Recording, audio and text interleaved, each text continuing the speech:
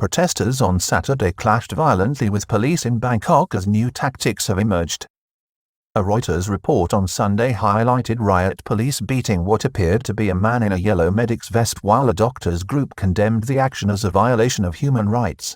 However, the Metropolitan Police Bureau boss Pakkapong Pongpetra defended his officers, saying the protesters had been legally ordered to leave the area near the Supreme Court and failed to comply with police instructions as required.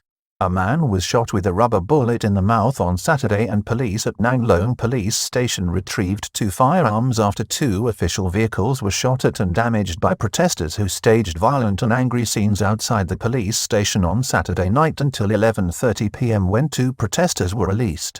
The move follows earlier clashes between Metropolitan Police riot squads and Ratsadan movement protesters in what appears to be the use of more confrontational tactics by protesters who on Saturday issued a statement defending the use of violence if they are attacked. Up to 20 people are understood to have been hospitalized as a result of the day's running street battles. Protesters clashed violently with police in Bangkok on Saturday as both sides squared off in clashes. A senior police officer at Nang Loeng Police Station, Colonel Namit Nupanthong, revealed that 2 firearms were retrieved by officers which had been used to fire on and damage official vehicles. The Ratsadan group issued a statement on Saturday defending the use of violence by some members if attacked by police forces.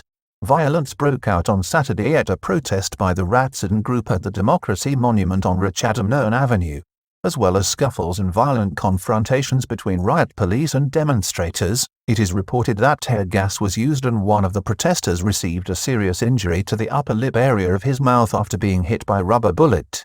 Up to 20 hospitalized in violent street clashes that went on until 11:30 p.m. in the center of Bangkok. Reports suggest that up to 20 people were admitted to hospital, while police also detained 11 people in angry street clashes.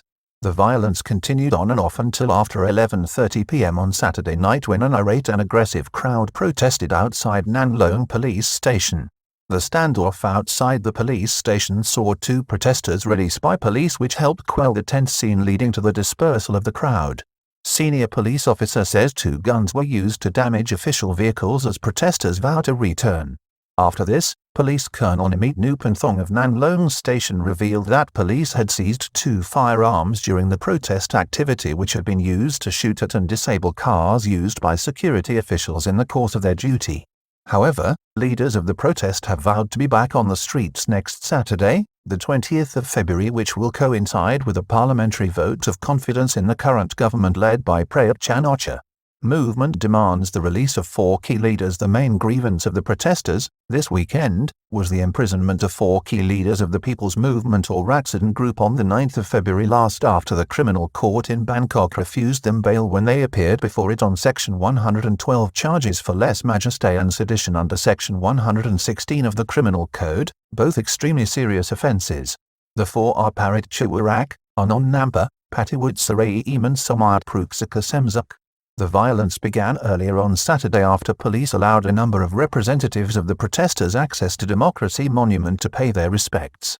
This coincided with clashes between the police and protesters outside, which then progressed. Ratsadan claims the right to use violence if attacked by police if third parties are not harmed. The People's Movement or Ratsadan group issued a statement on Saturday which defended the right of those taking part in protests to resort to violence if they are handled with violence once their actions do not harm third parties. The statement comes amid reports of a split in the ranks of the protest movement about tactics and more of an emphasis in the latter part of last year on confronting police forces in the streets, with the formation of what the movement called a Free Guard incident in which a man dressed as a medic was beaten by riot police gains traction online on Sunday. However, pictures of the police beating a protester on the ground wearing what appeared to be a yellow medic's vest at the scene of clashes with truncheons were published by news agency Reuters. The incident took place outside the Supreme Court building in Sanam Luang. This led to a Twitter hashtag police beating medic on the vastly popular social media channel. A group called the Rural Doctor Society issued a statement claiming the police action represented a clear violation of human rights. However, the Metropolitan Police Bureau chief, Pakkapong Pongpetra, dismissed the claims on Sunday. He defended all the officers involved and pointed out that the man in the picture was involved in clashes between the police and protesters who refused an official order to clear the area, which had the force of law. poll shows the public has a nuanced and mixed view of current street protests in Thailand. Meanwhile, a poll published on Sunday in the Bangkok Post and conducted in February from a sample of over 1,100 people found that nearly 68% of the public say the Ratsadon group or street protest movement is led by its core leaders, many of whom have been charged before the courts, including the 4 imprisoned this week.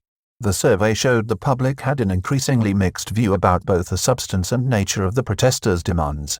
65% of people believe third parties are involved. In addition, over 65% said they believe there are other forces or people who are behind the movement.